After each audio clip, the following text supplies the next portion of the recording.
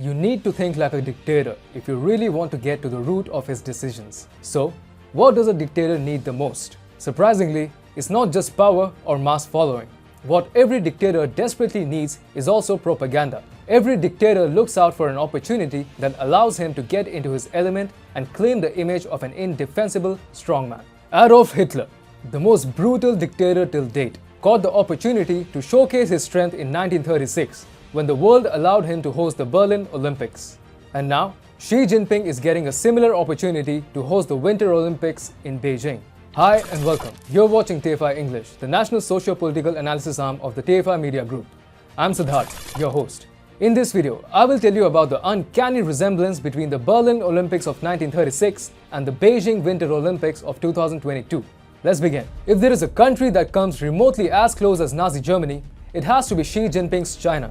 Just like Adolf Hitler executed the genocide of the non-Aryan communities including Jews, Jinping is executing the genocide of ethnic minorities like the Tibetan Buddhists and Uyghur Muslims. Similarly, the People's Republic of China is as expansionist a power in 21st century Indo-Pacific as Nazi Germany was in the 20th century Europe. Yet, the world failed to stop Adolf Hitler in the last century due to one big mistake, that is, letting Hitler organize the 1936 Berlin Olympics. Similarly, the world could be making an equally big mistake by letting China organize the 2022 Winter Olympics in Beijing. How did the 1936 Olympics embolden Adolf Hitler?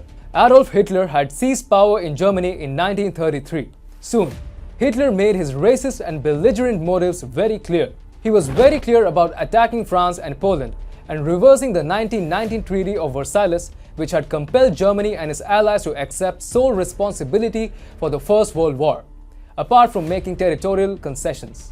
Inside Germany, Hitler had installed a brutal regime for the Jews.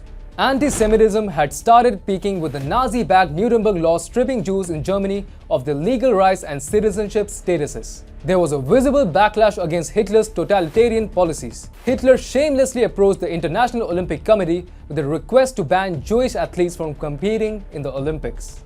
There was an international boycott movement in the United States and other Western nations against the Berlin Olympics. However, Hitler fooled the USA and other nations by ordering the removal of anti-Semitic content in Berlin just days ahead of the 1936 Games.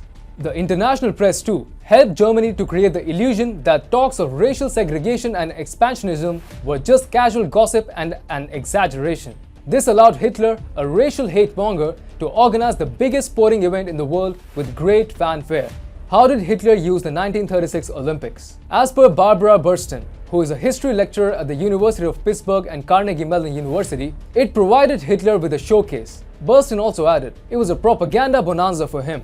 From a practical standpoint, the 1936 Olympics legitimized Hitler's tyrannical regime. Burston added, it kind of dulled the opposition to Hitler that clearly had been quite evident up to 1936. She added, a lot of people felt he was clearly heading in the wrong direction, and by going to the Olympics, we gave him the opportunity to appear sane, rational, and tolerant. Hitler himself made a big deal out of the 1936 Olympics.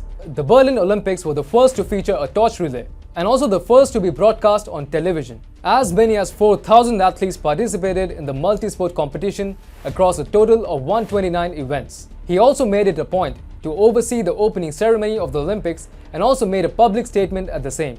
While Hitler made a great show out of Olympics, the USA and the rest of the world seemed like defeatists. Two Jewish runners for the US team, Marty Glickman and Sam Stoller for example, got pulled by the coach from the 4x100 meter relay a day before the event.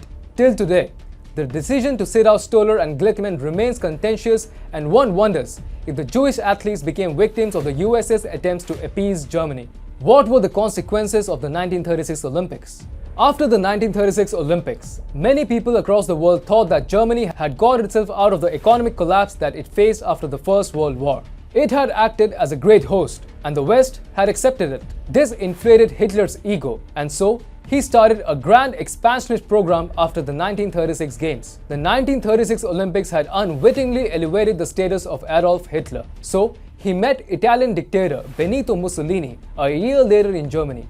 Now, this was a great fanboy moment for Hitler, and the meeting was dominated by rituals of a state visit and camaraderie between Hitler and Mussolini. Soon, Hitler went into a rampage. The genocidal Holocaust started with Kristallnacht in 1938. 1 year later, Germany invaded Poland, and the Second World War started that led to a near total destruction of the European continent over the next 6 years. Allowing the 1936 Olympics to be held in Germany did create a lot of momentum fueling Hitler's murderous campaign. Is the world making the same mistake with the 2022 Beijing Winter Olympics? Yes, the world is making the same mistake again. The USA, which has traditionally played the role of saving the democratic world from evil dictators, is simply not doing enough to boycott the 2022 Beijing Winter Olympics. Had Trump been in power, he would have pushed the entire democratic world to boycott China. However, all that Biden has managed to do is to work out a partial ban. That is, neither President Biden nor any US government official might attend the 2022 Winter Olympics to be hosted by Beijing. Make no mistake, China of today is in fact the Germany of Hitler's era. There are simply way too many similarities between Hitler and Xi Jinping. If Hitler was killing Jews and running concentration camps, Jinping has already started internment camps and labor camps to torture Uyghur Muslims. Just like Hitler was looking to expand the German Empire by invading French and Polish territories, Jinping is trying to grab Indian territories in the Himalayas, Japan's Senkaku Islands, several disputed islands, and other geographical features in the South China Sea and even the Russian Far East. And finally, Xi Jinping is killing whatever little freedom that did exist in China by creating a personality cult on the lines of Hitler's personality cult in Nazi Germany. Jinping abolished term limits early into his tenure, which implies that he can stay president for life. And now, he has also scrapped a CCP ban on personality cult. He is amplifying his so-called achievements in a bid to consolidate power. Xi Jinping is doing his job by modeling the behavior of a dictatorial bully. However, it is the free world countries like India, Australia, Japan and the USA who must not let him get emboldened by hosting the 2022 Beijing Winter Olympics like Hitler had got emboldened after hosting the 1936 Berlin Olympics.